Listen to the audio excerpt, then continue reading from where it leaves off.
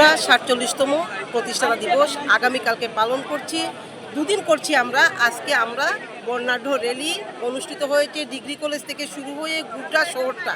আমাদের ছাত্রছাত্রী সহ আমরা সবাই র্যালিতে অংশগ্রহণ করেছি। আপনারা দেখেছেন গোটা শহর একাকার হয়ে গেছে। ছাত্রছাত্রীরা সবাই সম্মিলিতভাবে যোগদান করেছে। আমরা এখানে দেখেছি প্রত্যেকটা ডিপার্টমেন্টের মধ্যে একটা হেলদি কম্পিটিশন ছিল, কার থেকে কে ভালো করতে পারে। এই জন্য আমি কলেজের প্রিন্সিপাল সহ প্রফেসর যারা রয়েছেন ওনাদেরকে অসংখ্য ধন্যবাদ জ্ঞাপন করছি। এবং আগামীকালকের আমাদের যে প্রোগ্রাম, সেখানে রাজ্যের দুজন মন্ত্রী রয়েছেন, মাননীয় টিঙ্কু রায় মহাশয় এবং মাননীয় সুধাংশু দাস মহাশয় সহ আমরা যারা আছি আমরা সবাই উপস্থিত থাকব।